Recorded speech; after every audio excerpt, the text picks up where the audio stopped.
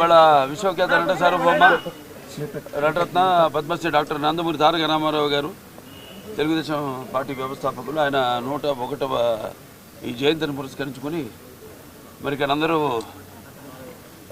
కుటుంబ సభ్యులైతేనేమి పార్టీ కార్యకర్తలు అందరూ కూడా ఆయనకి ఘన నివాళులు అర్పించడానికి ఎన్టీఆర్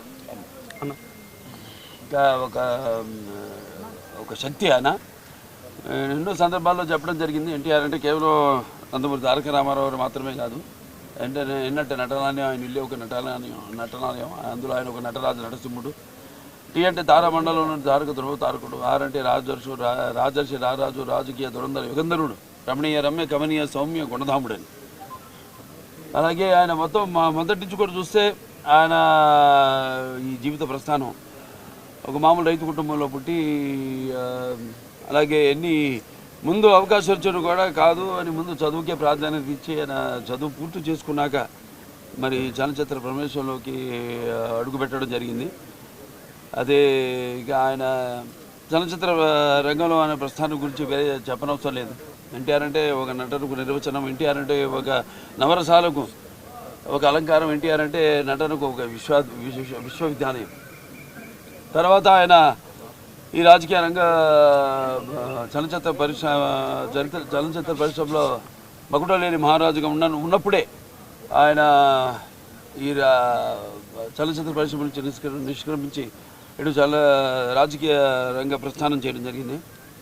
అలాగే ఆయన ఎన్టీఆర్ అంటే ఆ తర్వాత నవశకానికి ఒక ఆరంభ మంత్రం, ఎన్టీఆర్ అంటే ఒక నవజాతికి మార్గదర్శకం, అలాగే ఎన్టీఆర్ అంటే నానా జాతులకు దైవ సమానం.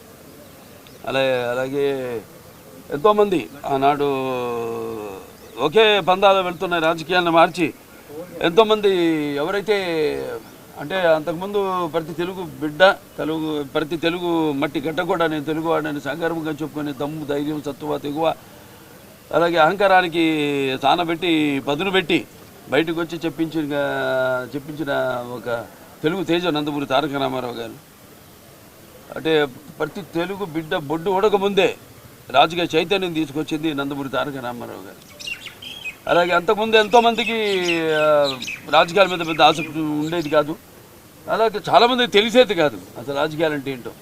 అటువంటిది ఒక రాజకీయ చైతన్యం తీసుకొచ్చి కేవలం రాజకీయాలకి కొంతమందికే పరిమితమైన ఈ రాజకీయాల్లోకి అటు డాక్టర్లు అయితేనేమి, లాయర్లు అయితేనేమి, గ్రాడ్యుయేట్లు అయితేనేమి, పోస్ట్ గ్రాడ్యుయేట్లు అయితేనేమి, అలాగే అభిమానులు అయితేనేమి అందరూ కూడా రాజకీయాల్లోకి తీసుకొచ్చి మరి అంతవరకు ఈ యొక్క అధికారంలో ఉన్న పదవులకు దూరంగా ఉన్న బడుగు బలహీన వర్గాలు అయితేనేమి, వెనకబడిన తరగతులు, అలాగే తాడిత పీడిత కులాలు అయితేనేమి, మైనారిటీలు అయితేనేమి అందరూ కూడా తీసుకొచ్చి సాధారణంగా ఆహ్వానించి అధికారంలో ఉన్న పదవులతో అలంకరించిన మహానుభావుడు నందమూరి తారక రామారావు గారు. అలాగే ఆయన మరి రాజకీయ రంగంలోకి వచ్చాక